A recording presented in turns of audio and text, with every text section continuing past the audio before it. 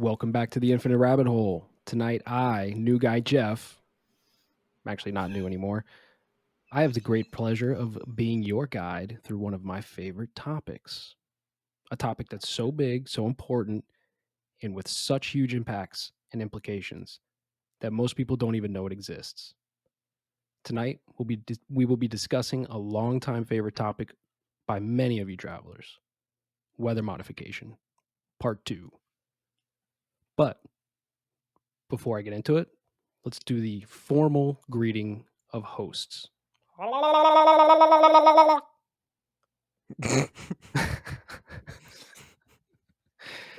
Anyways, what's up, kid? That was so unexpected, and I needed that today. Thank you so much. I appreciate that. You're welcome. I don't know if you guys can hear it in my voice, but I lost my voice a couple days ago, and I'm just regaining it back. So I'm gonna try and lay off talking so much just so I can regain my voice, but I'll pipe in as much as I can. Perfect. Yeah, you never shut up. Yeah. Jeez. Damn, Jake, you on a roll today. Sorry about that, eh? Sorry. There it is. That's almost as good as the Bigfoot reference. You're welcome, Jeremy. So, Wes, what's up? I like your glasses. You look as smart as me today. Thank you very much. I'm doing pretty good. I'm doing great. Glad to be here. Ready to hear all about this.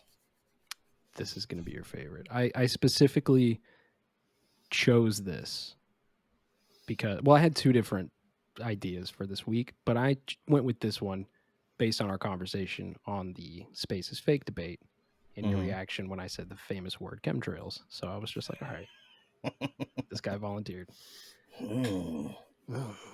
Jake. That's me. Jacob. Oh, I'm having a frustrating week, but I'm ready. I'm ready to do this. Get into something that's interesting that kind of breaks me away from all the stuff. I wrecked my baby. My truck. Oh, it's damaged horrifically. A pole jumped out in front of me. Hate when that what was up with that thing that you did? You like turned away and you were like that guy that sings that Chocolate Rain song or whatever. You're like, when it has a little description, I pull away from the microphone to breathe. Chocolate Rain. It was very Ace Ventura. Rain. It was very Ace Ventura. Are you talking about the formal host greeting? Yeah, you're like. That's it. That's it. We're going to start a new trend in the podcast world. That is now the formal greeting of hosts. That's it. Yeah, I'm ready to hear a topic from new guy Jeff. It's been a while. Yeah, man. And we talked about this topic before, but I figured now that we're on the Paranormal Network, there's a lot of people who probably haven't heard this topic yet. Also, it's super important of a topic. Also, Wes volunteered for this topic without knowing. And also, it's super easy for me to research. So, Wes was existing, and we're like, well, there you go. He signed it. Dude. He just didn't know. Yeah, dude, for sure. And unfortunately for you, Jake, this is a somewhat of a dark topic. So, unfortunately, well, because you were like, oh, I'm excited to like get out of my bullshit week and like onto something. Well, we're about to get into something that's just going to make you more depressed because that's kind of how this goes. The end of the day is, it's all coming, right? But just like, I just don't want to think about all of the other stuff, like life for the next, other people dying and all that stuff, whatever. But, not what's going on currently with me.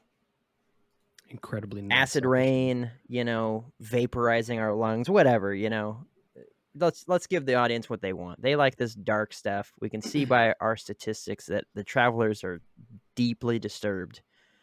And so, yeah, let's give it to them. Let's give it to them. Sounds good to me. So, hey, travelers. Let us take this opportunity to thank everyone for watching the Infinite Rabbit Hole. If you enjoy our shows, please subscribe to our channel right now. And click on the bell so you can be notified every time a new video goes up. Now, back to the infinite rabbit hole.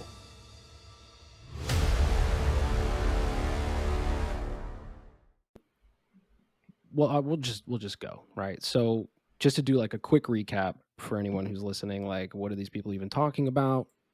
And for When we me, talk about when we talk about weather modification, we're not only talking about everyone's favorite chemtrails, but we're also talking about things like ground-based cloud seeding, ocean-based cloud seeding, ionospheric heaters, space-based weather modification, and a whole bunch more, right?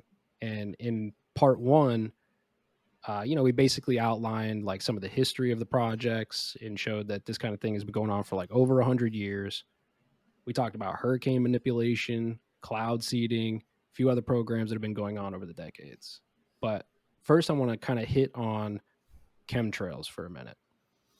So, for decades, the term chemtrails has been synonymous with conspiracy theorists, right?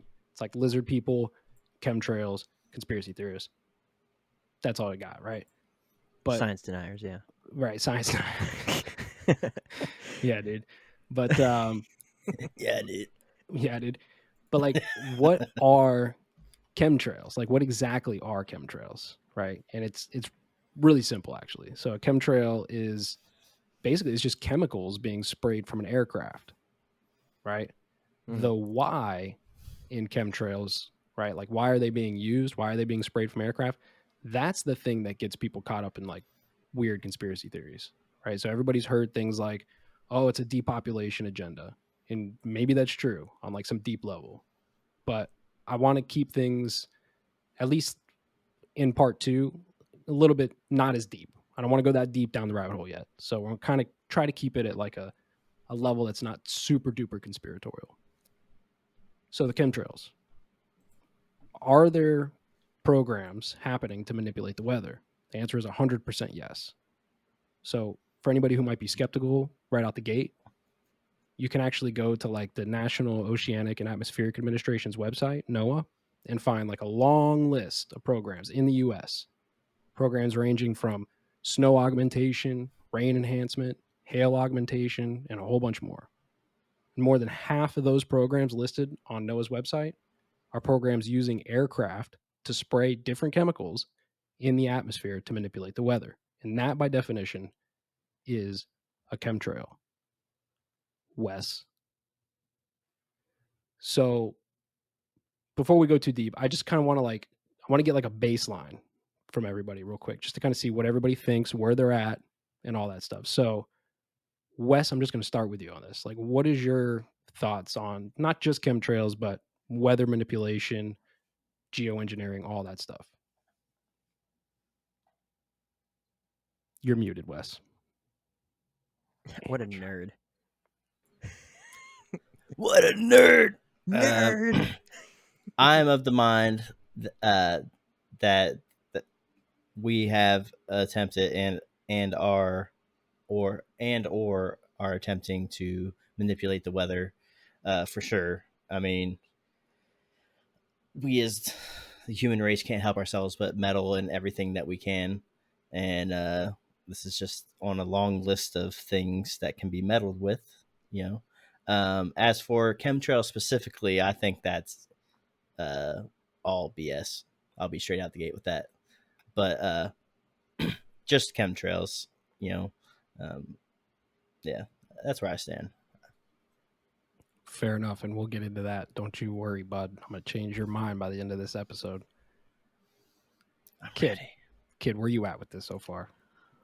I have watched you on TikTok argue with people so much. And when the first episode of Weather Mods came out, there was actually a really big flood in my area. It took out an entire city.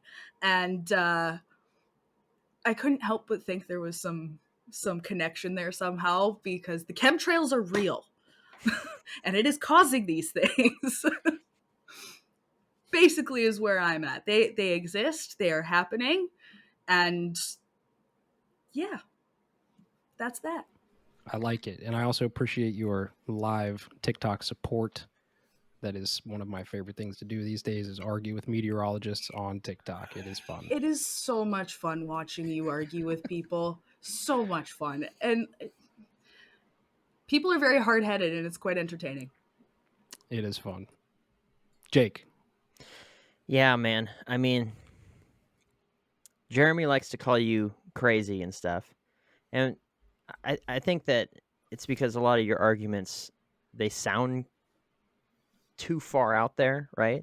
And we like to poke fun at it. I'm wearing the, dinosaurs are fake, don't worry kids, Jeff says I'm fake shirt, and stuff, making fun of the theory that dinosaurs don't exist or never existed.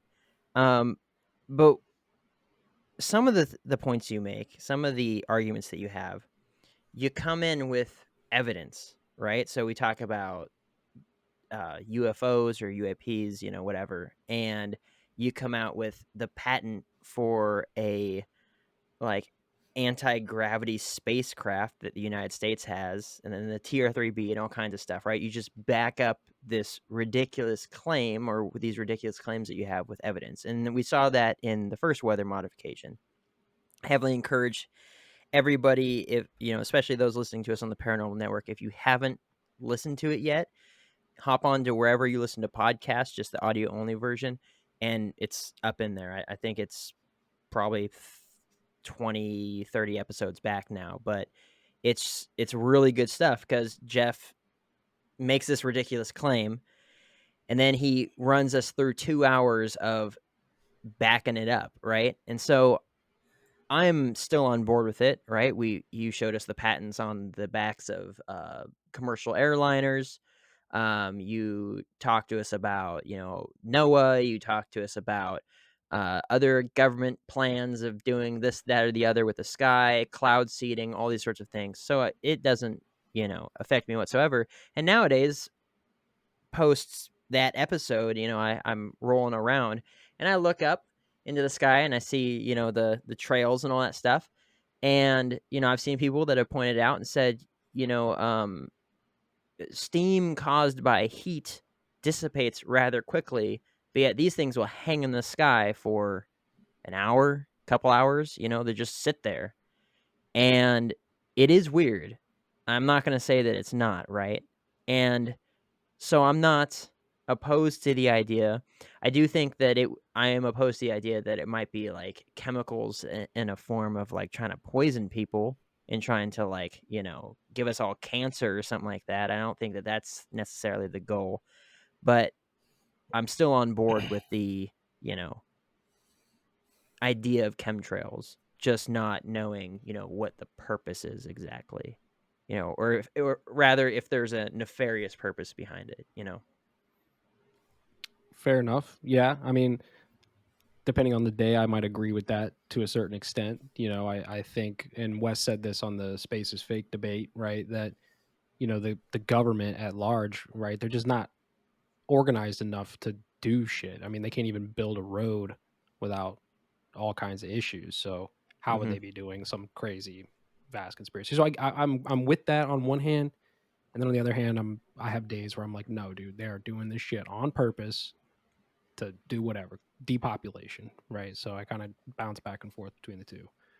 But what I want to do, since I started off just kind of talking about chemtrails a little bit, I want to ask Wes, like, what is your definition of a chemtrail? Like, what do you think a chemtrail is, and like, why do you think that it's just baloney? A chemtrail to me is just moisture hanging in the air, just like a cloud would. The reason why it hangs in the air in the sky for so long is the same reason clouds are in the sky all day. And some days there's no clouds. It's just as simple as the balance of moisture in the air. Temperature, all that has an effect on that. Having lived in the state where you can experience literally every single season in a single day, and when I was stationed in Oklahoma, and having worked on Boeing 707s, or at least the military version of it, I just can't see it. it's just as simple as just nature being nature. That's just the way I look at it. Fair enough. So let me first thing I'm going to do is I'm just going to shatter your anti-belief of chemtrails, right? So, and this is what Kenzar is referring to. This is what I like to do on TikTok lives because it's super easy to do.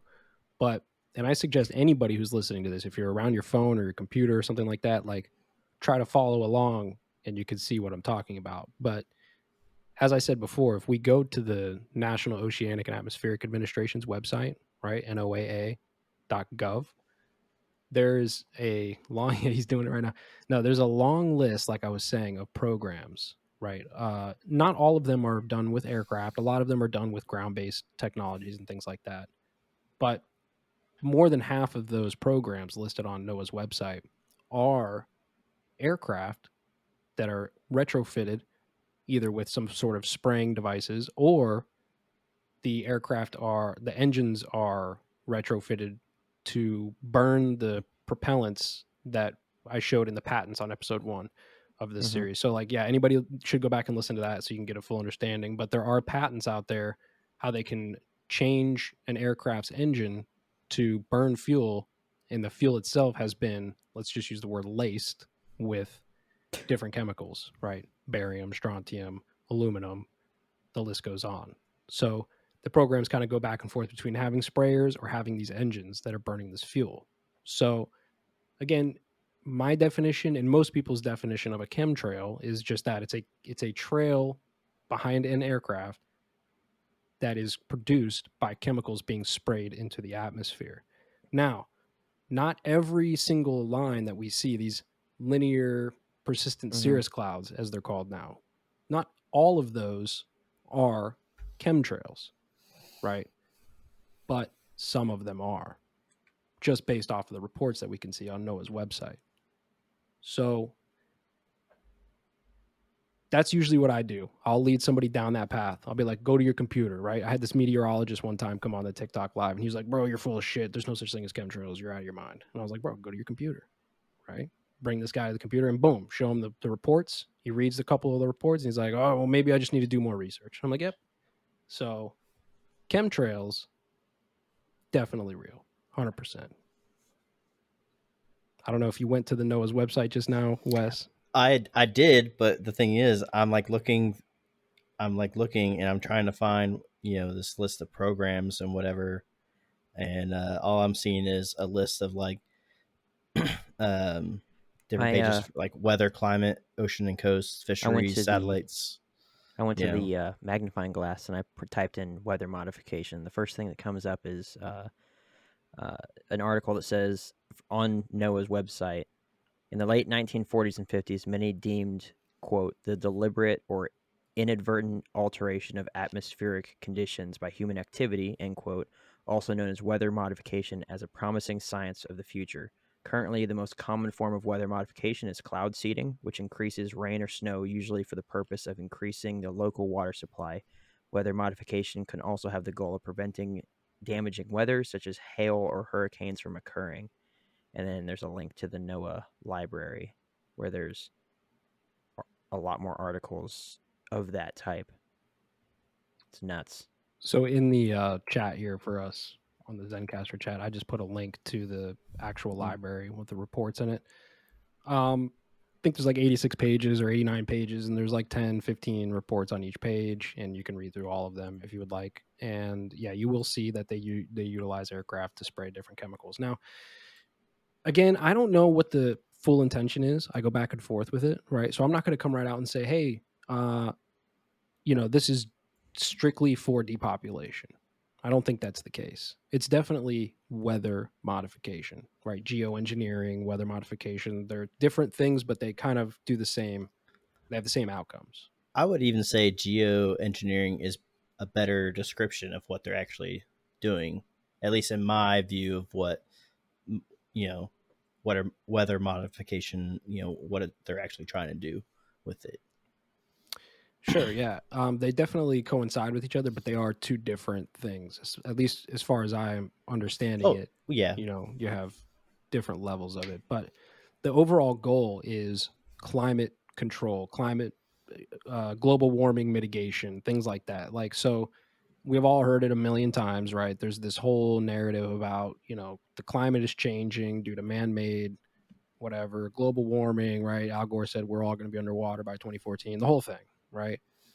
So, in my opinion, the weather modification, geoengineering, climate control situation is so that they can propagate and continue that narrative for a whole long list of reasons. So, do I think that people are polluting? Of course. Pollution is terrible. We're all really bad at polluting and jacking shit up. I totally agree. Do I think that us driving around in our cars or eating beef or whatever the case is actually changing the climate for, in a negative way? No, maybe a little bit, right? In one of the patents, and I'm not sure if I brought this patent up on the first part, but the stratospheric Wells box seating for reduction of global warming patent, which is a patent for chemtrails. In that patent, it actually explains that one of these persistent linear cirrus clouds that are left behind a plane actually traps more of the radiation down on the Earth than it releases. And I think they said something like one of those trails that will go miles and miles, right, will have more of a warming effect than, I don't remember the number, 100,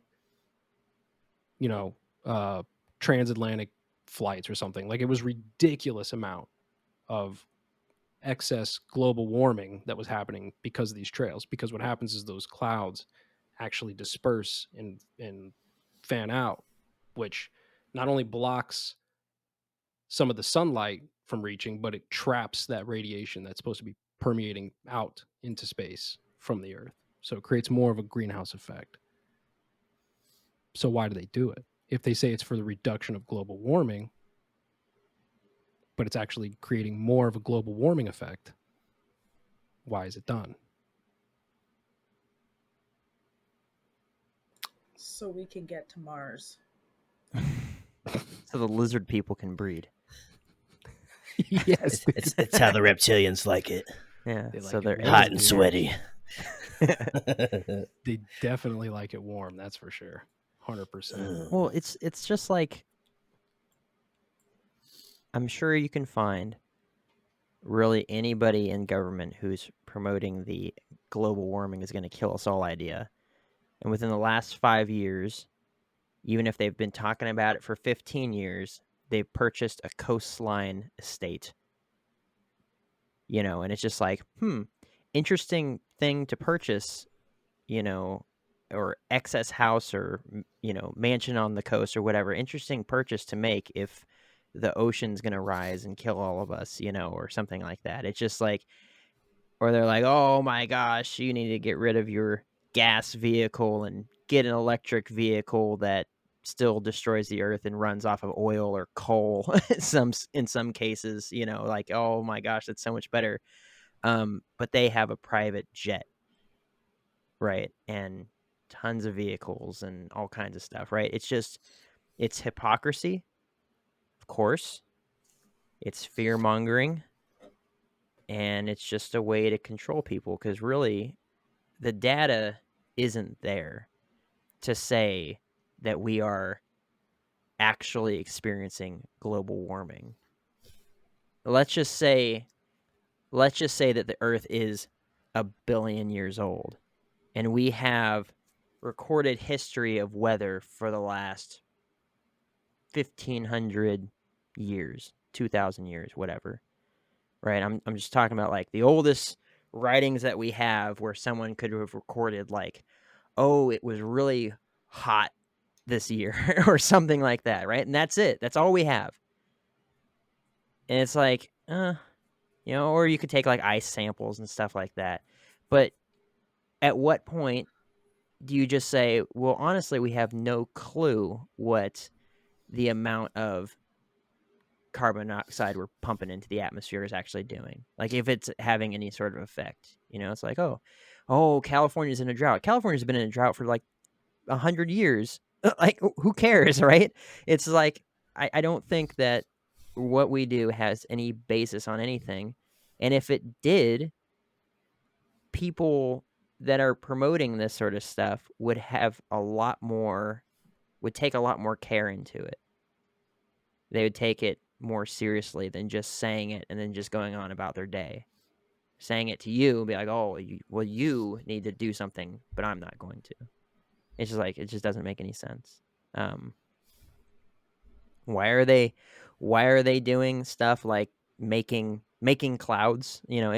Let's just say it's not chemicals, and it's just they're making clouds behind jets, and they have an effect that's greater than 1,000 cars on the road as far as like creating environmental pollution and stuff. Why? I don't know. Because probably it doesn't have any effect on anything, and they're just trying to use it as another way to control you and what you do with your time and your money and all kinds of stuff. That seems pretty much reasonable to me. If it's known that this is something that's way, way, way, way, way worse, but they're doing it anyway, or they're trying to accelerate it and make it so that, we can see positive or negative effects in the weather, in the global temperature, in all these various things, so that you're forced into you're forced into accepting what they're implementing, like removal of all gas engines or whatever. You're not allowed to travel anymore. You can't go see your grandma because you're going to add to the pollution that we've accentuated by doing things that we knew would make it way, way, way worse than just having daily traffic on the roads.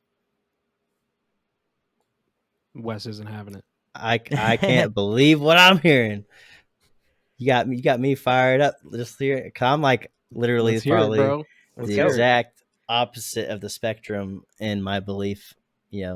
Literally, I disagree with pretty much everything you just said. Cool. I mean, there is literally tons and tons and tons of data. Of course, we can't say, 500 years from now, or in the past from today, they recorded, oh, it was hotter than usual today. Like, okay, obviously that we can't actually take that into account and say, oh, this is proof that back then it was starting to warm up or something like that. No one's looking at that or even thinking that at all. From, I don't know when they start recording temperatures, but they set a standard for recording that. We have Celsius and we have Fahrenheit that we measure temperature by. I mean, there's also Kelvin, and there's something else, I think. I can't remember off the top of my head. But anyways, we have these standards that we, scientists and people have agreed that, okay, this is the standard from here on out we'll measure temperature with, right? It's agreed upon around the world.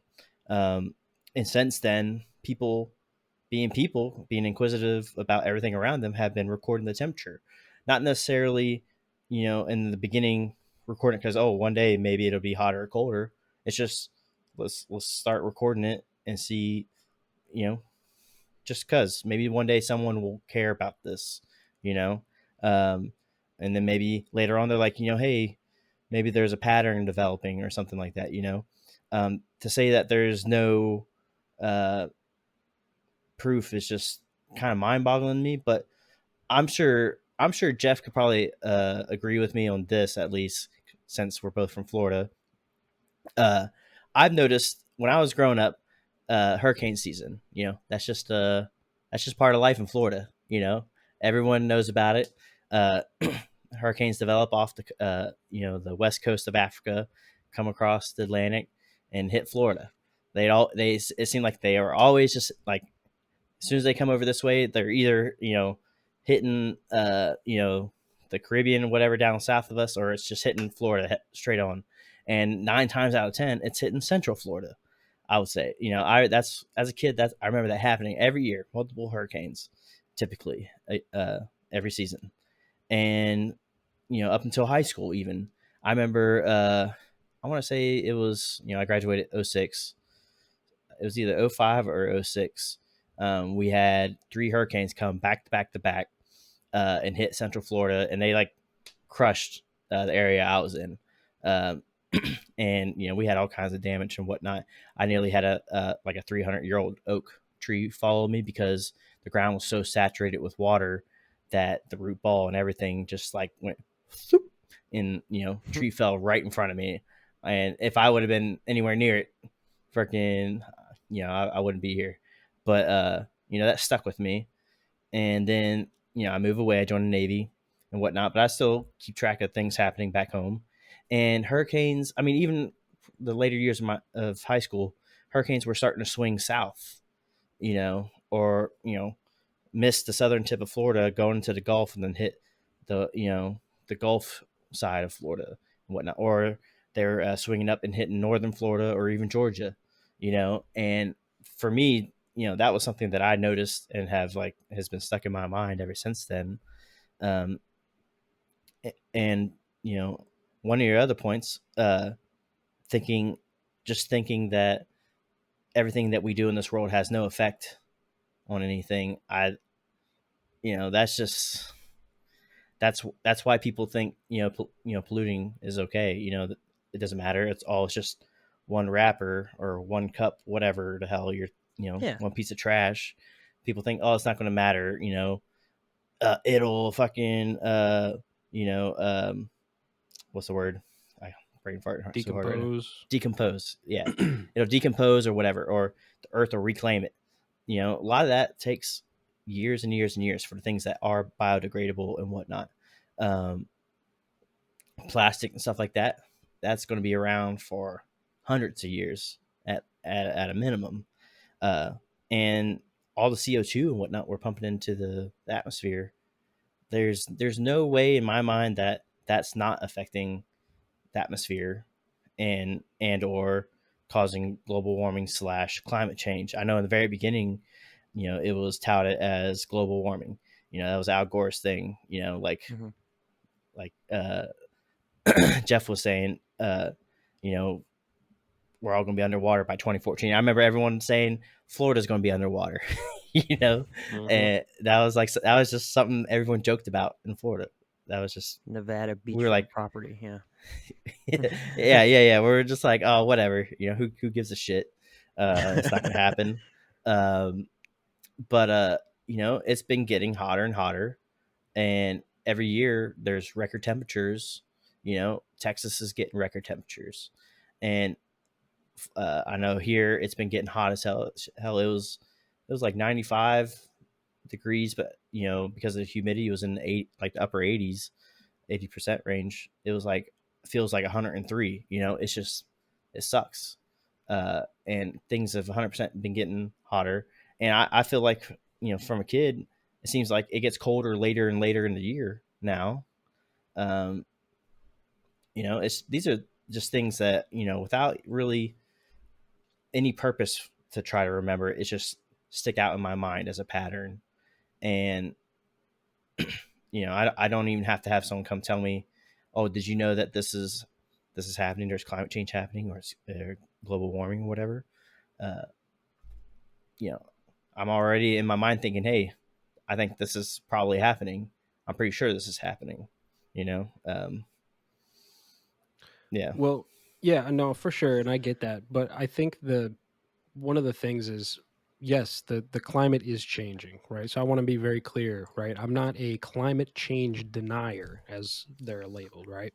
I do think climate change is happening, but my stance is more so that it's happening more due to all of the geoengineering and weather modification programs that have been happening, like I said, for over 100 years. I mean, this stuff goes back to like the late 1800s, right? Yeah. So, I think that all the programs and projects that are happening are the main cause for the climate changing, right?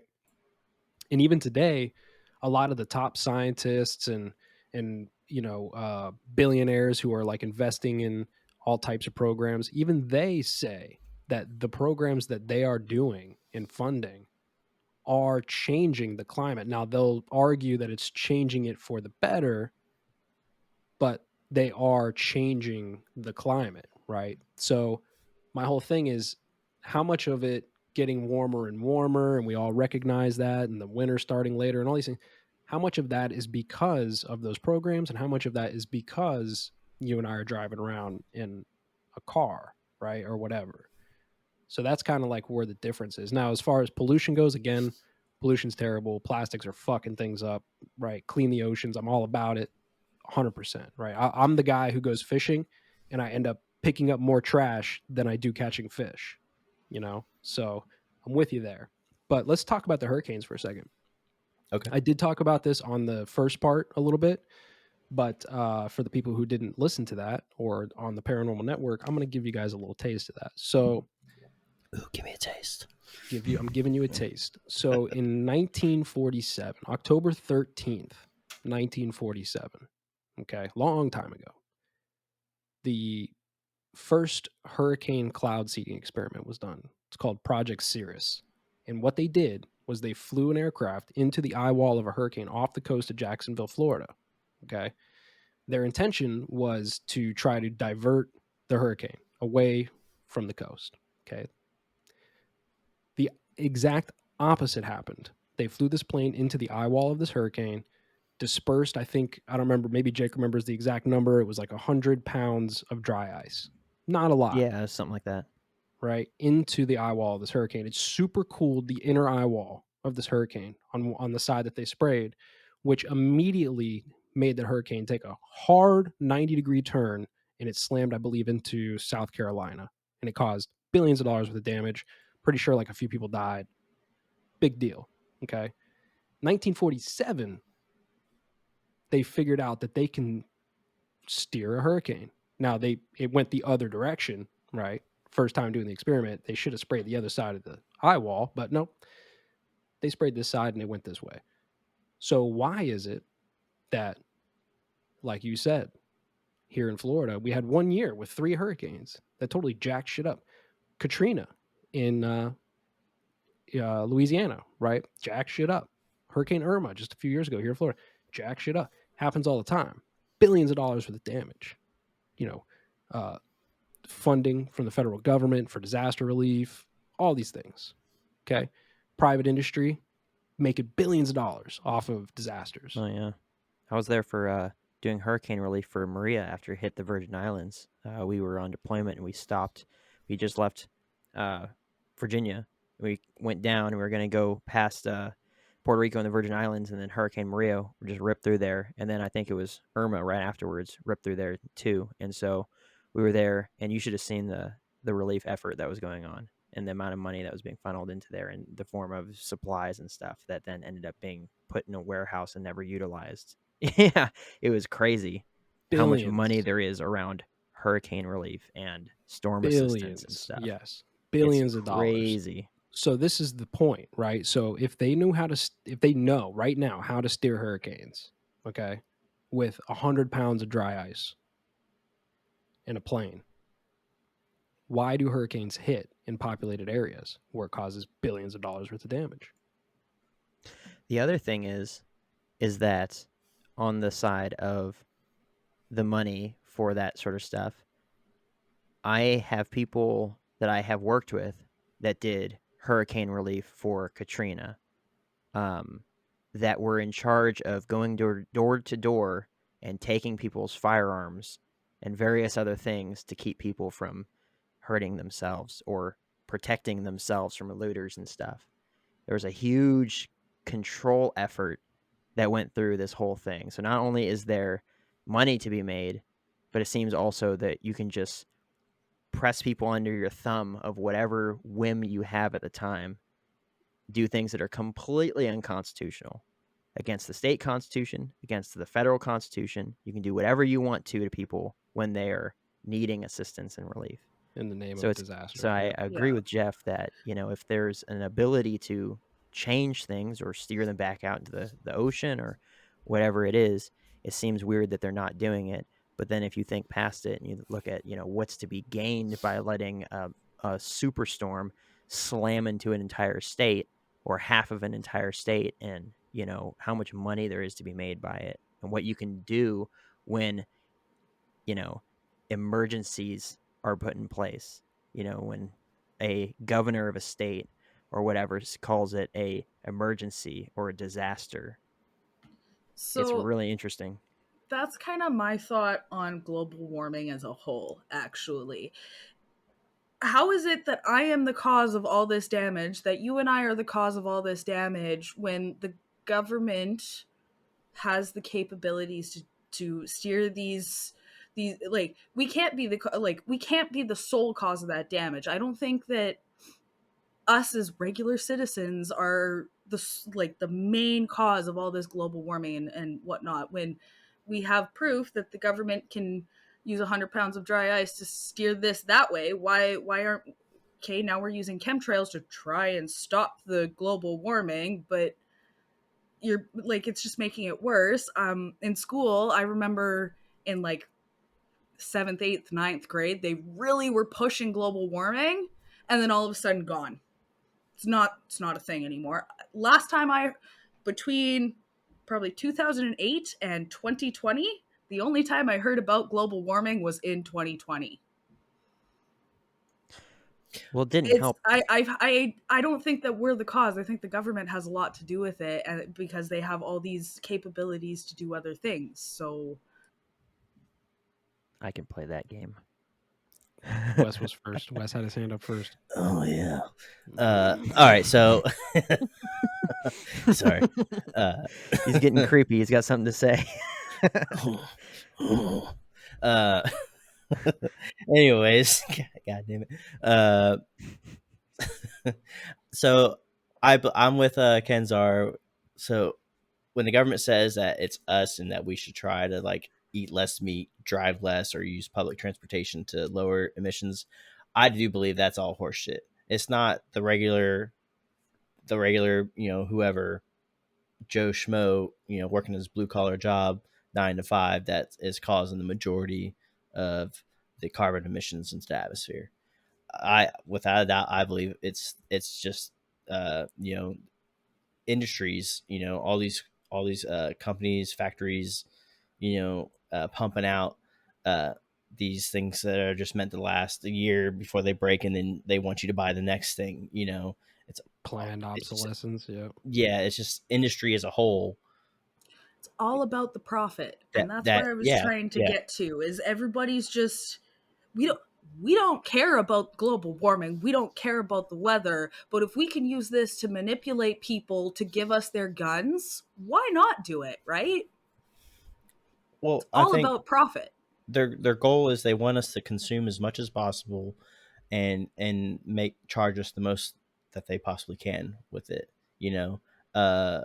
That's pure and simple. And, that is what's driving, I would say, up to 90 to 95% of carbon emissions into the atmosphere. It's not us driving to work, driving to go hang out with friends or whatever, not even close. I'm going to go ahead and, because I keep going on, let Jake say what he wants to say. Yes. Well, I didn't necessarily mean like, they're going to take our guns because of global warming. I was just using that as an example. Emergency powers put in place, or disaster, whatever sort of legislation is set in there, that things can be done that are considered unconstitutional at any other time. But because there's, I don't think it's called that. I think it's called something else, but it's similar. But just, hey, this is an emergency.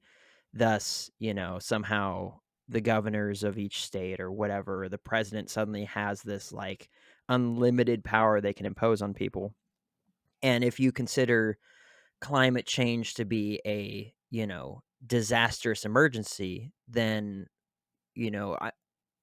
as far as climate change goes, let's take it away from the guns thing, because that's really neither here nor there. That was just an example. But let's just say, for the last 2 years, there was a point where people were restricted in their movement, or you couldn't go see your relative that was dying in a hospital because of something, right? It was just like, they're already about to die. How much worse could it get? But there was all these sorts of things that under any normal circumstance we would say, well, this is ridiculous, I'm not going to listen to it. But people generally, by and large, seem to fall into place with it because it was under emergency circumstances, or there was, something in place where it was like, well, now I'm going to restrict freedoms from you, like your freedom to travel or your freedom to, go to work or whatever it is, because of this, catastrophe that we're in. And to an extent, I understand, but you can definitely see where people cross the line. But going into what's going on in the United States, easy Google search will show you that, say, the way that we produce steel, as just an example, is 5 times cleaner than the way China produces steel. Yet, they're going to tell you, and I mean, it's the same for Canada too, the restrictions that we have as far as, what we consider state safety standards, pollution standards, all kinds of stuff are leaps and bounds above other countries.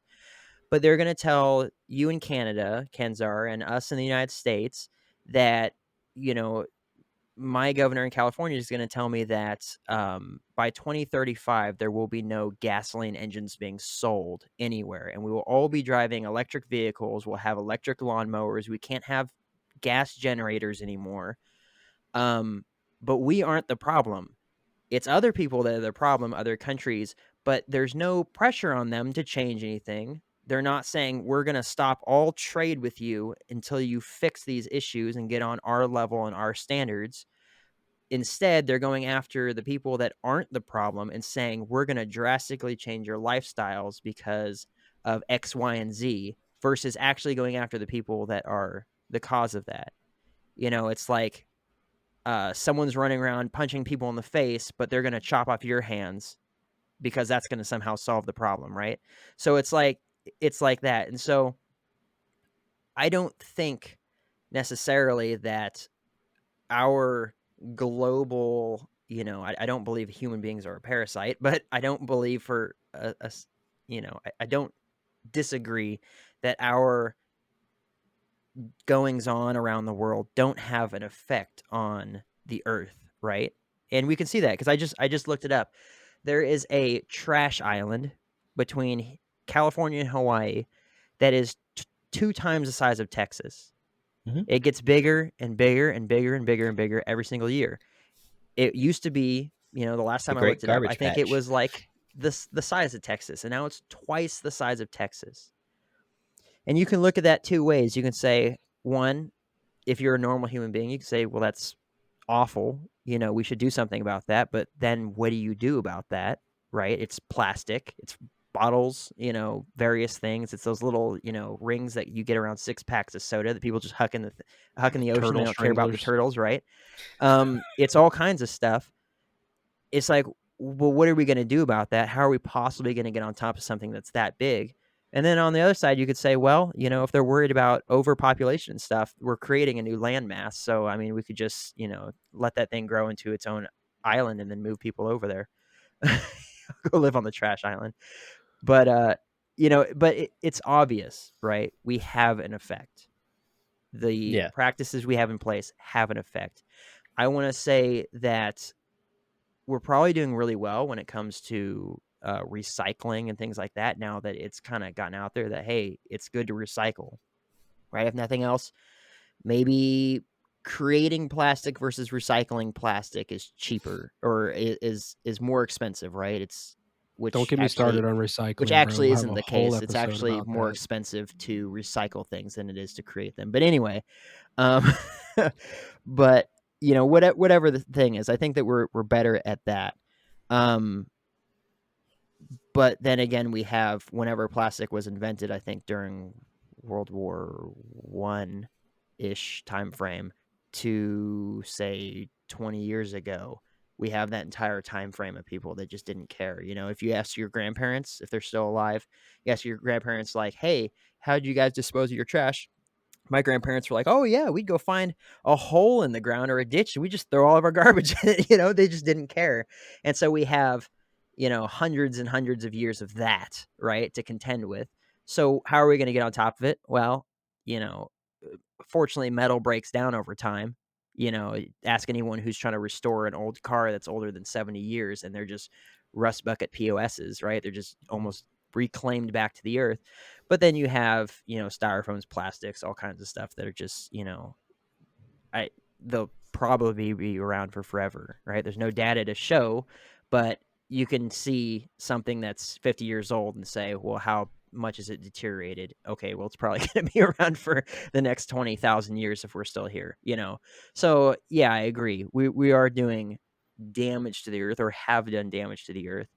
But that doesn't stop me from seeing the other side of this argument, which is, okay, so if we can all recognize that we're doing this, why is it that it's still being done in, like Jeff was talking about, the chemtrails, holding the radiation in on the earth? If this is something that can be studied and, you know, we can see the effects of it, and yet it's still being done, right? And so it's just like, because I've seen planes fly where they didn't leave a trail.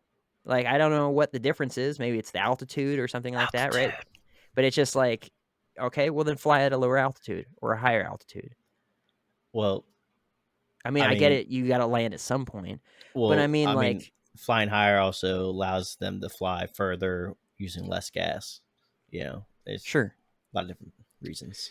But I mean, Yeah, I don't know what the altitude is for these trails that are being made. But it's just like, you know, or say we make bigger planes, like, right, we have the C-5 Galaxy in the military. I don't know if there is a civilian equivalent of that, but it is I think it's the biggest plane in the world, and it is absolutely enormous. And like, you can't comprehend the size of this plane without seeing pictures, and even then it doesn't do justice. You got to go stand next to one and be like, oh my gosh, this is the biggest flying thing I've ever seen in my life. And you'd be right, because it is. But why don't we do less planes, make you know, all of them into C-5 Galaxies? We can take 10,000 people at once to wherever they're going to go and drop them off, and then Most use ground uncomfortable trip ever. transportation as hubs, right? I mean, there's things that can be done to mitigate that sort of stuff, but yet, well, let me we don't touch do on it, this. right? Let me touch on this, because you make a good point, but this is what I was saying at the beginning, is the why, right? And I'm throwing up quotes for Sure. people just listening. Is the why? Do they do it? Why don't they do these things to mitigate? Blah blah blah blah. It's the why, and that's where Right. the conspiracies come in. Because of the reason, right? The lizard people, for sure. But the reason that this, okay, so I'm the conspiracy guy, right? And the reason that it permeates through the conspiracy community is because of, like you were saying, with the natural state, like the state of emergency situation. That's it. Yeah. Okay? Thank you. So you can look at, going back in history, you can look at any time that there was a state of emergency, that laws were passed that infringed on people's freedoms, right? At least here in the States, because I know in other countries that's a foreign word, freedoms, right? But like, look at 9/11, for instance, right? State of emergency. And then you have, you know, all the laws that went into like effect from the Patriot Act and mass surveillance and all these things. Okay. And that's just like one example. But the same thing is happening now. Or like what you were talking about with the last 2 years, right? Same thing, state of emergency, all these regulations and whatever goes into effect. And they're doing the same thing now. This is why it's a conspiracy theory, quote unquote. Because when you see the narrative being pushed so hard and then they offer the solution, it's the Hegelian dialectic. I talk about this all the time. It's the problem reaction solution. They, right? The lizard people, they create a problem, right? They create a problem. They wait for your reaction, and then they offer you a pre-planned solution, something that they already had ready to go that will solve the problem that they created. And that's the name of the game. That's what happened with 9/11. The Patriot Act was already written. They tried to get it through, didn't get it through. Oh, look, here's a disaster, state of emergency. Now let's get it through, right? And that's what people like me are seeing with the climate change thing, okay? The problem is the money, the control, and all of that, and the fear mongering. It's Agenda 20. Well, it's Agenda 2030 now. It used to be called Agenda 21. Now it's Agenda 2030. And then now people are aware of things like the World Economic Forum with the Great Mhm. Reset, Klaus Schwab saying things like you will own nothing and be happy, blah, blah, blah, blah, blah, blah. It's all the same thing. Okay. But the why is for control. The Mhm. money is, irrelevant. I mean, it's relevant to some people. There's actually people who invest billions of dollars into things like fracking, for instance, okay, which will drain the aquifers under the ground. Okay. They use so much water to do fracking. Okay. It will drain aquifers. It will turn an entire area into a freaking desert. The same people who fund that also fund cloud seeding for rain enhancement. So they will do the fracking, drain the aquifer, and then invest in cloud seeding to make it rain to try to fill the aquifers again. And it's just this vicious cycle of billions of dollars being made. Okay. Mhm. So that's just like one example of that. But I forget the other point that I was going to make about that, but you get the idea. But so here's a good, this is what I was going to say. Project Skywater. Okay. There was a project that was done for like almost 30 years. Okay. And it was, let me see, I got a note for it here. Project Skywater, atmospheric water resource management from 1961 to 1988. So almost 30 years they were doing this atmospheric water resource management. So they were determining, they again, right, the government, lizard people, Mhm. whatever you want to call them, they were managing the water resource on the ground by doing different programs in the sky. Not just on the sky. They had ground-based cloud seeding, planes, all kinds of stuff. And they were managing the water resource. So now ask yourself, why is there a drought in California or anywhere else? If they know how to make it rain, and they've known how to make it rain since the 40s, 50s, 60s, it's not hard. I have an answer for that. You want to hear it? We'll spit it out. Okay. Basically, the reason is because the excess water infrastructure was built in the 40s when California was about half the population or less, and people were pretty much in a few areas, and so water would go to those areas, and then the excess water would be dumped into the ocean, and that hasn't been actually updated since the 40s. So we have 39 million people that live in California now, all over the place, and all the excess water where originally people didn't live, so it never went there, wouldn't, or still doesn't go to those places. It still gets dumped into the ocean. So all the snowfall we get in the mountains, because California, I mean, it's a desert at the bottom, it's mountains on the top, it's mountains on the right hand side, Sierra Nevadas and stuff, and then Pacific Ocean on the west coast. But we have a very wide range of climates, and then as well as what the land looks like, whatever the geographical word, whatever. Anyway, but we get all kinds of snowfall, in the Sierra Nevadas and, up north towards Oakhurst and Eureka and all these sorts of places. But then when it melts, and it goes down into the valley, it just gets dumped into the ocean because, they never revamped the structure. So yes, there's a, reason for that could be changed, and why doesn't it? I don't know, especially when the governor is, boasting that he has, California has $5 billion in excess taxes. Why isn't that being fixed? That's a point to be made in itself. But then also, yes, there is, I mean, it rains in Southern California. We've been here for 2 years in Ventura, and it rained for 2 weeks last year, and that was it. So So, I'll yeah. tell you why. I'll tell you why there's droughts in places when they know how to make it rain. Because they want people to move out of certain places. Again, this is the You got Agenda it. 20, the Agenda 2030, right? And I don't want to turn this whole episode into Agenda 2030, but that's really what it is, right? They want people to not be in certain areas. So they will push you. They'll push you out in a number of different ways. One of those ways is by creating significant droughts that last a decade or more in a certain area. So you don't want to live there. And the same goes for wildfires, right? And it's all connected. So you'll have this reduction of funding for like undergrowth management, right? Where they go out and like clear brush to reduce the risk of wildfires, right? So they'll reduce that funding. Mm-hmm. At the same time, they will do a program that will reduce rainfall. And in the reduction of rainfall, them spraying chemtrails, they'll spray things like aluminum, which is a fire accelerant, which trickles down to the ground and at a nano particulate level. Okay. And people have done tests. That's just the way people have found high levels of aluminum in areas where there's heavy spraying. And that's an accelerant. So it's dry. There's an accelerant, right? Now you have tons of fuel. wildfire. Right. Tons of fuel, all that stuff. So Yeah. that's just one example of like the why to push you out of a certain area.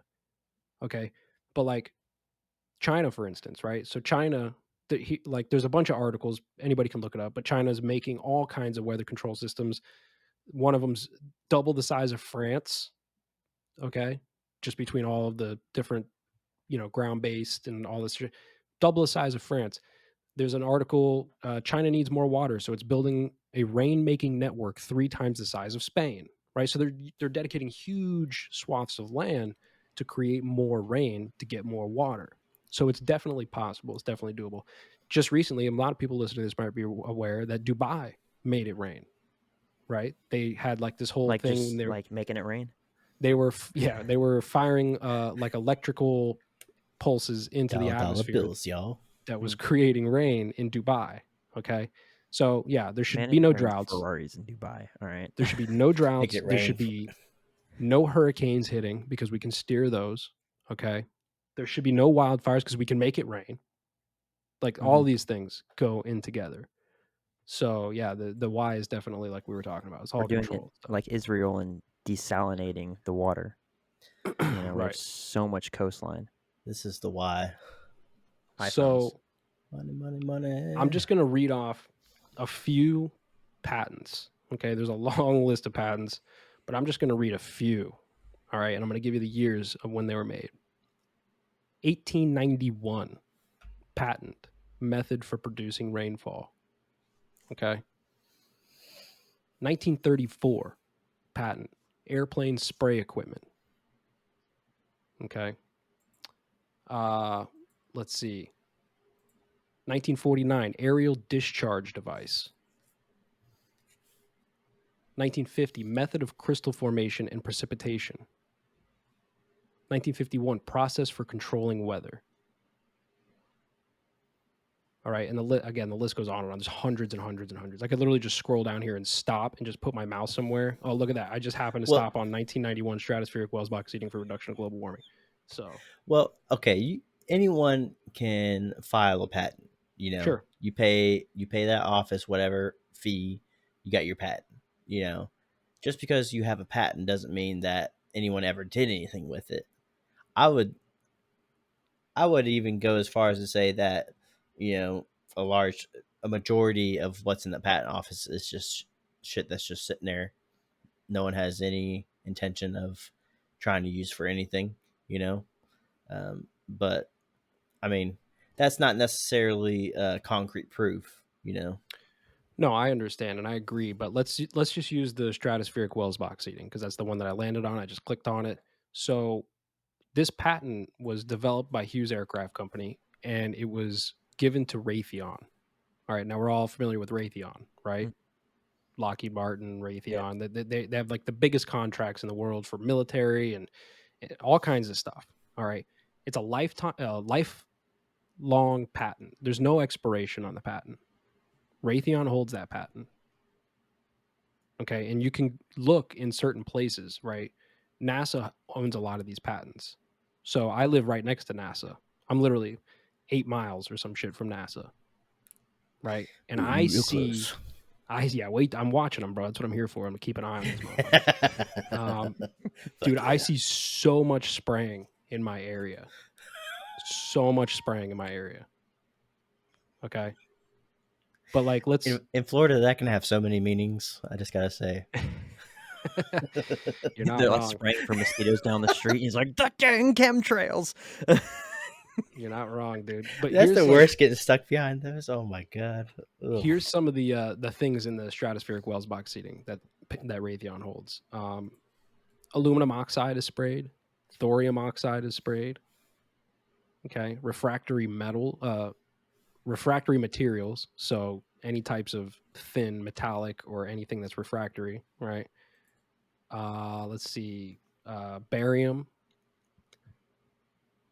There's just a bunch of different chemicals and shit that they're spraying out of these, just in one patent. So again, chemtrails are real.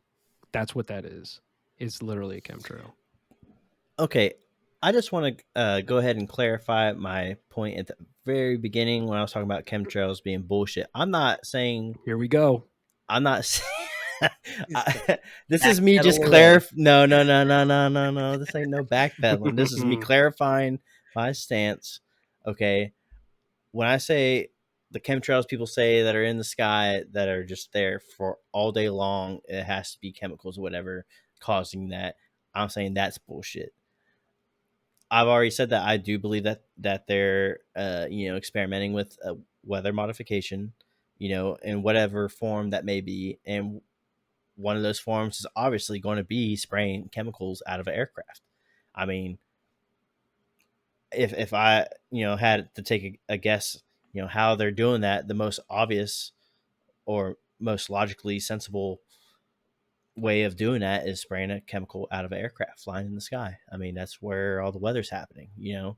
I'm not. So I just want to go ahead and clarify that. It's just the chemtrails behind commercial airliners and all that BS. I'm saying that's all bullshit. I have a question. Okay, go ahead. Okay, so I have the answer. what's the point then? Okay, so we've talked about it before. The point of what? I'll get into it. So we've talked about it before, right? So if the point of this is some sort of, like Jeff was just talking about, to move people out of certain areas to maybe like lessen where people are spread out to. And I would imagine that would be for some sort of control thing. But I've talked about it before, and I think that you'll all probably agree with me, maybe not Wes, but 10 people controlling 100 people is doable. 10 people controlling 1,000 people is more difficult. 10 people controlling 1,000,000 people is like impossible almost, right? So it's just like you'd have to have a tremendous amount of fear. So, okay, the goal is depopulation or, keeping people in a smaller area or something like that, right? Making people move out of, say, California because it's just a hellacious wasteland, whatever. But why would it take so long and just being like, oh, we're spraying these chemicals into the sky and stuff like that, and maybe giving us all, various forms of cancer over a long period of time?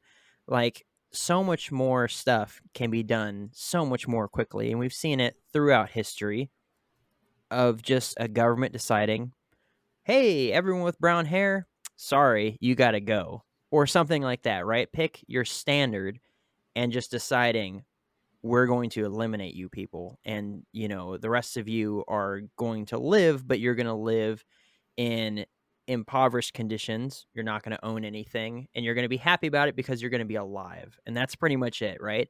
And or say, what would be the point of taking so dang long at this? Because I mean, we're still making more people, right? I don't believe that money is a huge factor. I think it's more about control. It's hard for me to say that money, like paper money, is so important when in New York they literally have like all of the world's gold 7 stories down inside of, underneath a building in New York, right? It's just like, I don't know. It's like, okay, so you have all this money, okay, whatever. I think it's more just about power and control. And if the idea is to reduce population or depopulate or whatever it is, and to gain this control, then why wait? Why draw it out? Why not just do it, right? Who's going to stop, what's been for a really long time the world's most powerful military if they just decide, or the government just decides, hey, we're going to kill everyone with green shirts today? I think Kenzar has an answer. And she's muted like a nerd. I don't. Sorry, guys. Sorry. No, I don't know if I can necessarily answer that, but as you guys are talking, all I can think of, specifically when you're saying we're doing things to make people move out of that area. This is the second year in a row where a small town in the province of British Columbia has gone on fire. It completely damn near wiped out the entire town last year, and now they're taking out, now there's a wildfire that's practically wiping out the rest of that town. That entire town is just forest area. It's just surrounded by trees. And listening to Shadow Band, I've heard of different theories of we're trying to force people into the cities. So that's what's been going through my head as you guys are talking about all this. And I'm relating it to what's going on in my area, and we're forcing people into these cities, and we're making these cities almost like human farms. Yeah. The one of the biggest pieces of the Agenda 2030 thing is the Smart Cities Initiative. That's what it's called, the Smart Cities Initiative. And by moving people into smart cities, there is the ability to have super good mass surveillance and resource management.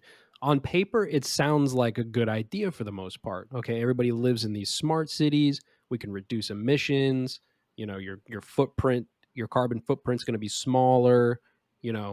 But you have to be dealing with all of these surveillance and these rules, geofencing, which is something I talk about a lot, right? So there's just much more ability to control people that are crammed into a smart city than it is to control a bunch of freaking rednecks living out in the boonies, right? So that's like a big part of it, is the smart cities initiative. And to answer your question, Jake, like, why would you take so long to do it? Well, really, they're not taking that long in the grand scheme of things. It may seem like that for us because we have these 100-year lifespans, if that, if you're lucky, right? But this kind of fear and indoctrination takes place over multiple generations. So they have spent the last close to 100 years, right, letting everybody know, like, hey, man, this global warming or this climate change situation is going to be a huge deal. It's going to devastate everybody. We're all going to be affected, all this stuff. So, okay, my grandparents probably didn't give a shit. My parents, they might have gave a shit a little bit. Our generation, a lot of people definitely care. Kids who are like 10 right now, right? And they're like learning about this in grade school. When they get to be our age, when they're in their 30s and 40s, they're going to be 100% down, dude. If the government's like, yo, listen, we all got to get into the smart city because we are just wreaking havoc on the planet, nobody's going to push back. So it's a multi-generational thing of indoctrination to get people afraid enough to fall in line. Most people would rather be, or at least have the sense of safety and security than freedom. I think we've all heard that before. Yeah. Right. So that's kind of where it is. And it's happening quick, even though it might take them 100 years to do it. It's happening quick in the grand scheme of things. What, Wes? What? I just want to know, when are we getting mega cities and judges? I was actually thinking, which one of you guys sent that video of the mirrored city to the group chat? That's that. what was going through my head as you were talking about that. We're about to have Judge Dredd up in this bitch. Oh, I don't know. You know what's interesting is that I listen. Well, I don't anymore because I went through all of them. But I was listening to a Christian post-apocalyptic series. Well, an author, Mark Goodwin, on Audible, and he put out a book series 5 years ago, maybe. I kind of listened to all of them. It didn't take Left very long. Behind? It was, no, not Left Behind. It's Stephen way King. more post-apocalyptic. It's basically like the end times, but in several different scenarios of what could happen, right? Whether it's economic collapse or an invasion that happens from another country. It's pretty much centered around the United States. But it's interesting because in his books they bring about things like this, right? They talk about, he actually researches. I don't know who he's going through for his sources, but he talks about a lot of things that we see, where you can actually like look it up, be like, oh, what is this? And it's an actual like government project or whatever it is. But I believe one of these series that came out about 5 years ago, the Antichrist was coaxing people into the smart cities. Literally, that's what they called them, to receive the mark of the beast, right? To get implanted with the microchip, to be controlled. But if they came to these smart cities, they would not face any punishment, like if they got caught outside of them, where they would be harshly disciplined, executed, whatever it was, or given the chance to join. And if not, they were executed. But also, they were fed ish. They were allowed to work somewhat. They had limited little itty bitty amounts of things they could do. But basically, it was like, we're going to protect you and keep you safe. And this is where the internet's at. And this is where all this stuff is at. And it was really interesting. So hearing Jeff talk about that, like, the Smart City Initiative, like, it's just like, huh, that's interesting, because I couldn't tell you. And I know a lot of these plans have been in place for a little bit, especially the last couple of years. I've heard of a lot of them, like Agenda 2030 and everything like that. But I couldn't tell you if like that was something that was super, or if I had heard about that 5 years ago. I'm sure it's in this book, so someone, he probably did. But it's interesting, right? That this is Uh-huh. basically the fictional way that he put it out there inside of his writing, of just like what the government would utilize this. And in this circumstance, it was like the one world order had already taken place. The United Nations was everywhere. The peacekeepers had come through and had taken people's freedoms, their firearms, all these sorts of things. And they were trying to keep people in line. And the way to do that was to keep people inside of these walled cities where they could be monitored, photographed, controlled. Their spending could be controlled. What they did with their time could be controlled. Everything like that. So it was really interesting. So, and listening to that when I listened to it, which was last year, I was doing a ton of driving, going to Fresno all the time, visiting the folks and everything like that. And it was just, like, oh, that's ridiculous. But then here we are a year later, and we're talking about this, and Jeff's, kind of giving us the idea of what this whole thing is. I'm just like, dang, when was this book written? So Well, I don't know. think Interesting. about this. So in China right now, they have social credit score systems, Yeah, right? like the Black So Mirror. Black Mirror. yeah, literally, it's like a Black Mirror movie, right? Now it's not like super advanced yet, I don't think, but it is in place in China and in other places as well. But that's usually like the go-to example. They have these social credit score systems. So we actually kind of have that now, even here in the States. We have something called ESG, right? It's environmental social governance scores that companies follow, right? So that's when a company can say, oh, we're carbon neutral, right? So they get benefits from the government, whether it's tax breaks or other incentives. Sometimes the government even gives them money for having like a good ESG score. Okay. Mhm. So you can kind of extrapolate that out and be like, okay, so what's going to happen in 10 years or 20 years with these ESG scores? It's not just going to be for Amazon and Walmart to have these ESG scores. It's going to be for us as well. So depending on what your carbon footprint is, your social credit score will be high or low.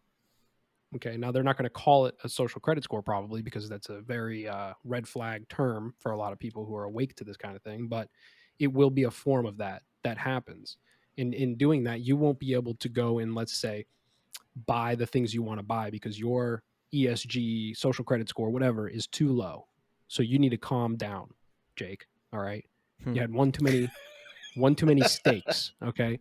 You ate too many steaks this month. You're cut off, bro, until next month. It's like a I food got stamp card. yeah, Okay. truck, SUV, 2 motorcycles, about to build a third. So yeah. Oh no, you're done, I'm- dude. I'm You're done. done. Hell yeah, They're brother. They're gonna throw your ass in the FEMA camp, dude, real quick. Smoked But briskets and pork shoulders. Yeah, I'm so doomed. Keep talking dirty. So everybody should do this. Okay. Everybody listening to this should go on whatever browser you're using and just type the words Smart City Initiative. And you'll see that this is a real thing. I mean, I typed it in, right? And my results are, I'll just read a few of them to you. Long Beach, California, Smart City Initiative. The next one is dc.gov, DC Smart City Initiative. The next one is Smart Cities Initiatives around the world are making life easier. Orlando, City of Orlando, Smart City Initiative. San Diego, Smart City Sustainability, blah, blah, blah, blah, blah, blah, blah, blah. It just goes on and on and on and on. So that's the goal. The goal is put everybody in a smart city, mass surveillance, reduce carbon footprints by everybody, and tie them to some form of digital ID, which is also being funded by people like Bill Gates. ID 2020, it's a digital ID, ID everybody in the world. It's a digital ID, and attach that to your personal ESG score and your credit score. And they're doing this, going back to weather modification, by creating the problem or exacerbating the problem at very least on purpose, waiting for our reaction, which is that's the phase we're in now. We're in phase 2, reaction. We're all reacting. Climate's fucked up. People are protesting. ESG scores for corporations, the whole 9 yards. And we're right on the edge of phase 3. Here's the solution. The solution is Smart City Initiative. I don't doubt that they're trying to get us into these smart cities, but I think it's for there's different motives behind it. I mean, you guys have brought up that you think it's more to do with control rather than money, right? But I think in them pushing us in this direction where they want us to just, consume as much as possible. And that's like, whether it's food, media, news, all that. That's how they're going to control us, by making us believe that we need all these different things, that we need to worry about all these different things, that we need to be, think, oh, this is more important than this or whatever. It's all part of their agenda to push us in a direction where we want more from them. We got to fix, and they have what we want, and it's more greed based, because the more they make us want to continue to consume, the more we're going to pay them, the more money they're going to make. And in turn, a byproduct of that is control. I think it's more in that order rather than control, and this is how they're doing it, and money is just like a byproduct of that. Well, that makes a lot of sense. At some point, you can't buy anything else, right? Well, what he's saying makes a lot of sense, and I definitely agree with that. And I think that most of because most of this greed system that you're kind of referring to is being propagated by corporations, right? Now, I'm not one of these fuck all the corporations, but that's the reality of the situation. But fuck most of them. Yeah, fuck most of them. But you know what I'm saying? I'm not like an activist out here like protesting corporations, right? But like, they the heads of these corporations, most of them, I'm sure some of them are aware of the bigger picture, but most of them are motivated by greed and money. But they, right, 100%. they know this, and they are utilizing that as a way to get to the end goal. So you'll have people like Jeff Bezos, who's like the second richest man in the world, making billions of dollars off of Amazon, right? Everybody shops on Amazon. I don't care who you are, unless you live in a fucking cave, right? I do, even though I try my best not to. But sometimes, me too, dude. I rag on it all the time, but once in a while I'm like, damn, I need that thing, and the Amazon, like, I no can have it problem. next day. Right, you know, so this like, one time won't hurt. but does Jeff Bezos truly understand the end goal that we'll be living under some form of like digital AI I think so. run? He might. That might be a bad example, but you I get mean- what I'm saying. I mean, anyone that's in that position where they have literally fuck the entire planet money, you know, not just fuck you money, they got fuck the entire planet money. You know, I imagine in my mind they have this grand idea in their head of what, you know, society should be like. And wait a minute, that sounds That quite idea scares conspiratorial. me. That Huh? sounds quite conspiratorial there, Wes. That well, idea hey, scares me. hey, I have I'm like a there I'm like too. an onion. The more layers you peel back, the more you We're gonna discover get to that about Here inner he me. core gets. one day, bro. Oh, We're gonna yeah. get to The that. more he burns We your gotta get to eyes. that chocolatey center of the Tootsie Pops. Ooh, How the many best licks part, does it baby. take? Woo. No, but I imagine in their mind they have, you know, their own vision of what they think society should be, right? And they have to know that their business, Amazon, is a huge influence on the entire world, you know, without a doubt. You know, if you look at the conditions that Amazon warehouse workers and deliverers, drivers, all that, the conditions they work in, which is so shitty, like they know that if that person decides to quit, they'll have another person in that spot the same day, you know, and they could literally care less. They're going to continue to push, you know, their product and at everyone's expense for their own, you know, work their own agenda for their own gains, you know. Jeff Bezos, Elon Musk, even though I do believe Elon Musk has, you know, his aspirations are true at heart, but there is obviously financial gain and power he can gain through that at the same time, you know. Like Neuralink. You know, I think I mean, honestly, I see stuff like that. That's just a given. It's just a matter of time, you know. If corporations are able to direct inject, you know, their bullshit in our head, we're going to get there. It's going to be an get past episode of the landmines. Futurama. Yeah, you know, it's going to be a cyberpunk dystopian future. I'd You know, rather be we're dead 100%. than have someone We're put a 100. microchip inside of me. I mean, there's 100. I mean, So you guys I'm can not gonna get lie. that. If I was in a position where if I could get like some kind of cybernetic implant that would like up my quality of life day to day, even with just small things, I'd be like, hey, hit me up.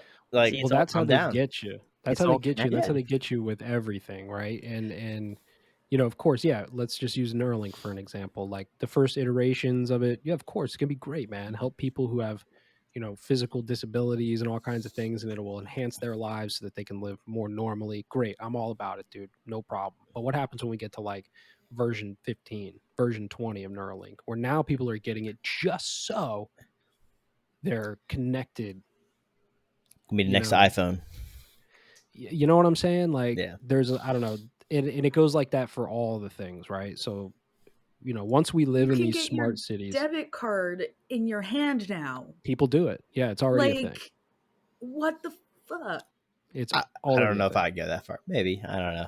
Who's to say? Well, you know, Neuralink's even worse because it'll be tapped into your nervous system, so you'll be able to just like lay in bed. That's the whole idea of the metaverse and all the other things that I you mean, will own nothing and be happy. let's be honest. We're pretty much at that point already without having it integrated into our body already, right? Literally, your phone is always listening to you. Your microphone on your computer is always listening to you.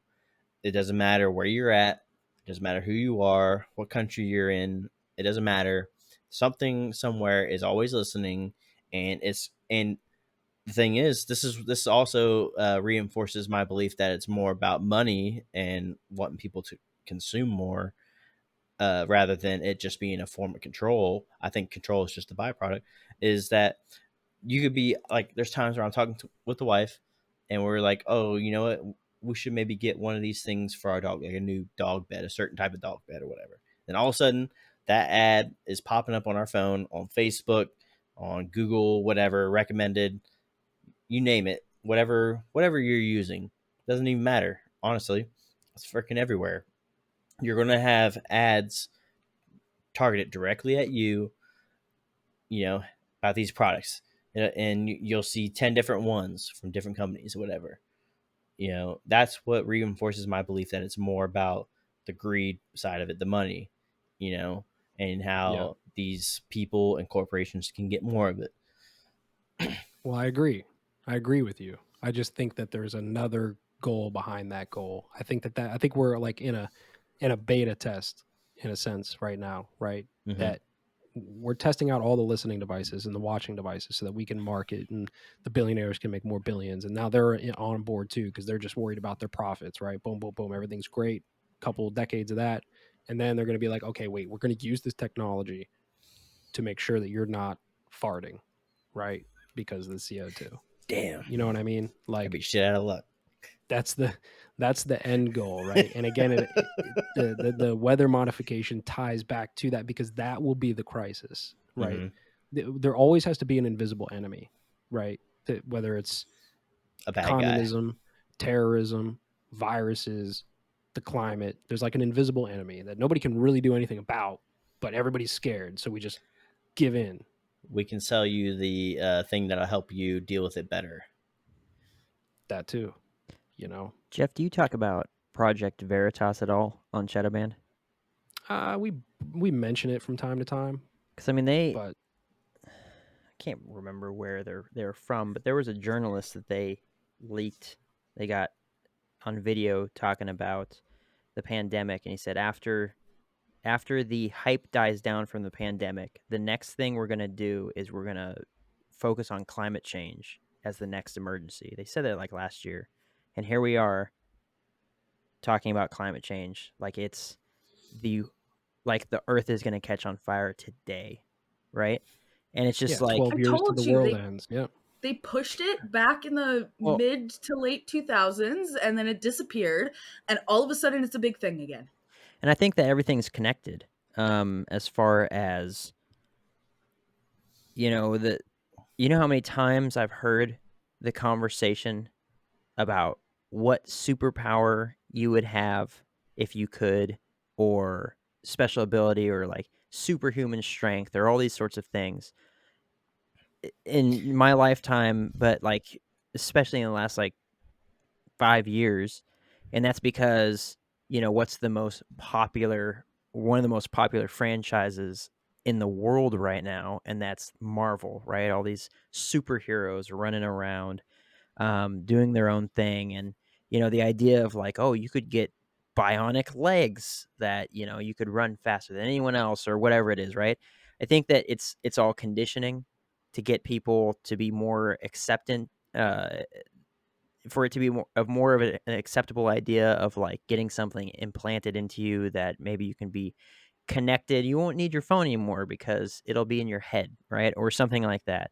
And or it's even like CRISPR technology, like edit your genes so that you right, can something crazy. The response of the state of emergency type stuff. What are people willing to just allow to go away because there's a emergency, right? And whatever that looks like, whether that was the pandemic or whether that was a hurricane or tornado or a big earthquake, whatever it is, what are people willing to just say, well, the government has my best interest in mind, and just allow to have happen to them because of a state of emergency? I think that it's all tied in, it's all connected, that it's just, let's see what people do with this, and let's see what people do with that. Let's see what people do with this. So that when they come to Agenda 2030 or whatever it is, I agree that people in general, I'm not going to say we because I'm not down, but people in general are so conditioned into the idea that they're the cause of the ozone breaking apart, that they're meat eating, or they're, gardening outside or whatever it is, their self-sufficiency, their driving dare is the you. cause that they must change their lifestyles, that the idea of having some sort of superhuman ability or, being better than we are now, the next stage of our evolution is so appealing to people because it's what they've seen on TV through Hollywood movies and stuff over the last, 10 years, by that time, 20 years, whatever, that, all this sort of stuff, it's just like, it's going to just come to this head where the next best thing is going to come out and people are going to be scratching and clawing and biting at the bit to get that next thing, right? Or to move into that city. Meanwhile, me and my wife are looking at Wyoming as an option after I get out of the Navy. But it's just like, because I don't want to deal with any of that stuff. And I just want to be out there, right? Left alone. But I'll be one of those people, one of those rednecks out in the sticks being like, you ain't taking my freedoms. But yeah, it's just like, but I think it's all, I think that's the control thing. It's that right now it's money because it's all a money system, just pumping all these ideas and, whatever, innovation, technology, movies, blah, blah, all that stuff. But eventually it will be straight up, do this or else sort of stuff. Mr. West, do you have something to say about this? I was gonna say, brother, we're already there. We're already there. We are 100% on the path to be, end up like the movie WALL-E, where the Earth has just become a desolate wasteland full of all of our waste, and we just said, you know what? Let's just get with a one world government. Get the fuck out of here. We don't need to worry about the Earth. We're already there. The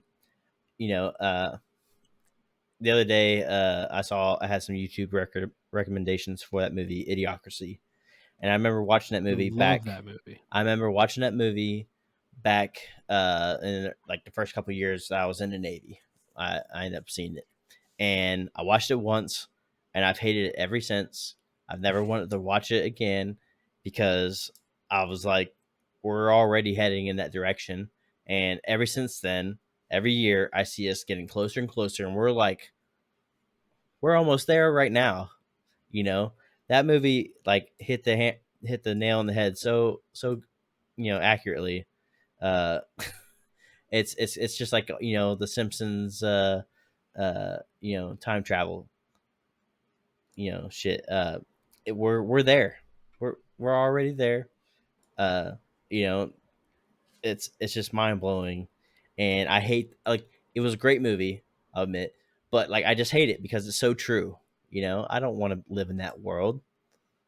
Like, it's depressing in a way. You won't. I've never seen that movie before. I have to watch it. Yeah, I've never Oh even my heard God. of that movie, so What? I'm gonna have to. I've heard about it. I've Dude, never seen it. Jeff, I've never heard my of that. man.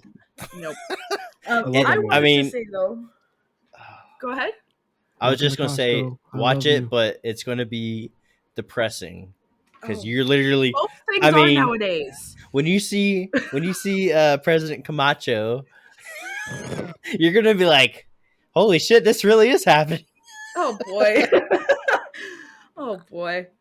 Oh my God, that movie. There's so much. shit. There's so many movies and instances Oh. like that. Like I was watching Yeah. a clip from Monty Python's Life of Brian today, and I that love movie that came movie. out early Monty '90s, Python, late man. '80s, I mean, and this is That it's was done on purpose, man. Wasn't that the one Predictive in the programming. beginning? The two office buildings become like pirate ships and they're battling each other, or is that that's the No. Monty Python's The Meaning of Life. yeah, Never Life mind. of Brian is about a guy that keeps getting mistaken for Jesus. Yeah.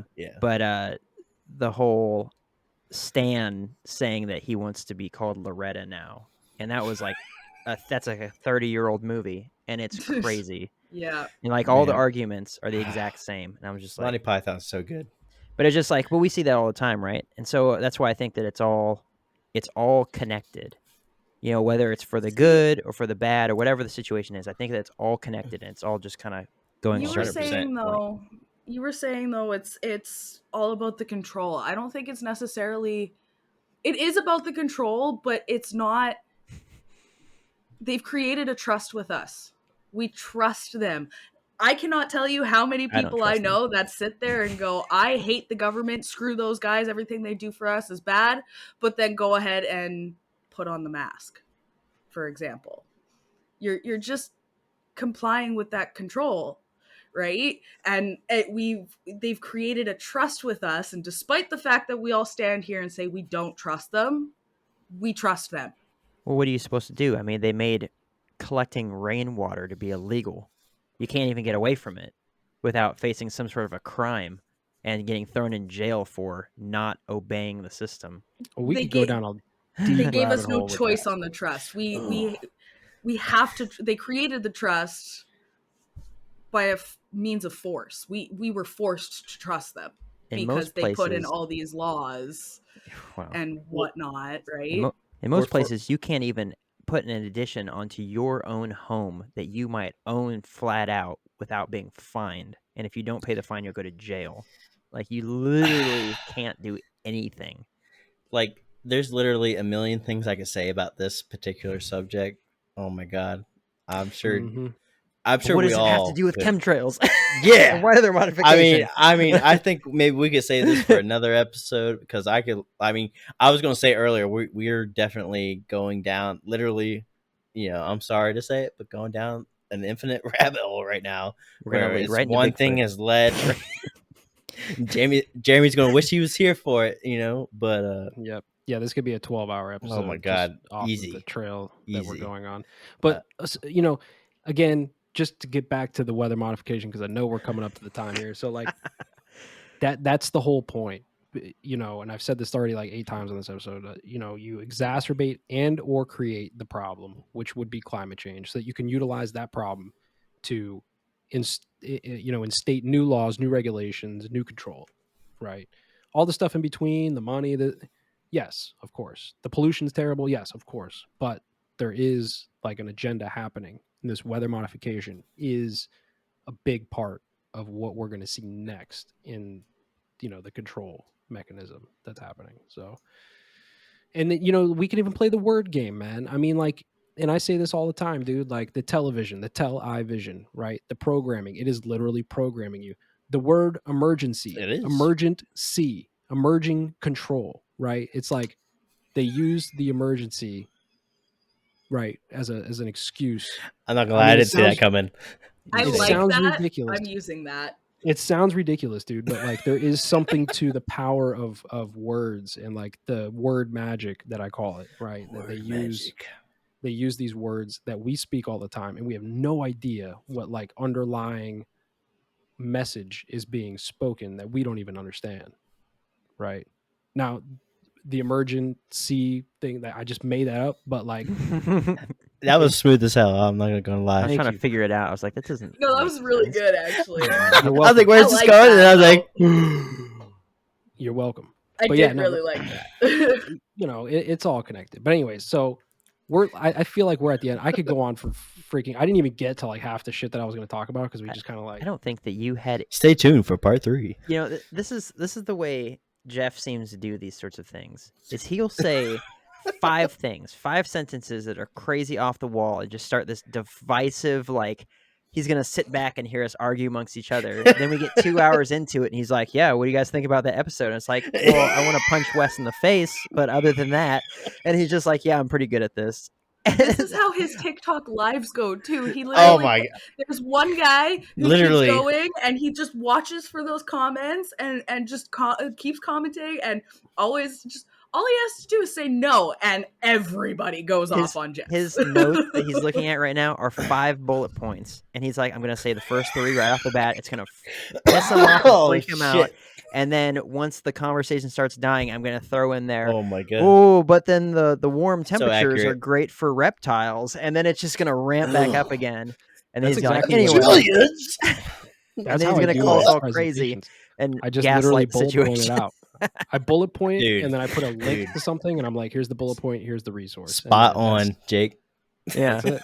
He's You just got going it. to gaslight the conversation. Every time it starts lulling out, he's going to be like, and then they're going to put microchips in your brain, and then it's like, ah, you're going to freak out again. That's how you do it, man. It's easy. You don't need to pull a Jeremy and write a 49-page freaking presentation, Jeremy. You All just you need need is controversy. you just need a couple right. bullet Oh points. shit! Controversial. Controversial Emergency, statement of the emergent control. episode. Ah, ah.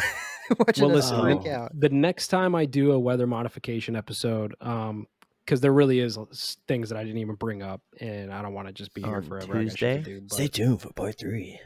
yeah, next time we'll get into some of the other programs and some of the other ways, because this is the second time now that we've talked about chemtrails for like a good portion of this. But I think the point has been driven that yes, like Wes is saying, they're not all chemtrails. Like that's ridiculous. But do they exist? Yes. So I think maybe we can agree, like we can meet in the middle there, right? Like, okay, they exist, but yeah. it's not all the trails we see. Mhm. What's the purpose? Who knows? We can speculate. Yes, we are definitely docking right now, for sure. Oh yeah, bro. Anyways, that's all I got, guys. So if you guys have any other final words, now's the time. I have a Oh, shit. little bit of a funny theory here. I figured $20. out why the ocean levels are rising. Oh, Because of the we're trash. we're making giant ice blocks and dropping them in the ocean to cool the water down, which is rising the water up. Hello. well, actually, that's a good point. We do use ionospheric heaters and bounce the microwaves, whatever waves they are, I was off trying of to make a the joke, guys. ionosphere. Well, no, it's not a joke. It's legit. And, they If you can do- think they about it, do, they're doing it. Oh god, They we just added actually- 45 minutes to this. Yeah, they actually do that. That's a thing. I think it's the trash island. Okay, The well, bigger that the scratch trash that island then. goes, the more water displacement. Well- And they were like, "Oh my gosh, it's gone up a millimeter." It's that's like, a yeah, but we've added factor. 50 billion tons of trash into the ocean. Of course, I it's was gonna just get- trying to make a Futurama joke, okay? Well, you God. know It was a what? good You guys, joke. you guys You ruined. know what? Good joke. Yeah. Oh my god, ruined my joke. Thank you. Thank you. Ha ha ha ha ha. Anyways, is everybody good? Did everybody get that off their chest? Are we good? Can we shut this down? No, I'm not good. We're Yeah, gonna record the next episode on Tuesday. yeah. I don't know what the next episode is. Apparently, it's gonna be yours. Part 3, weather Oh modification. no, I need time. I need time. I need time. No, you said you're ready. Okay, we'll do it. whatever, bro.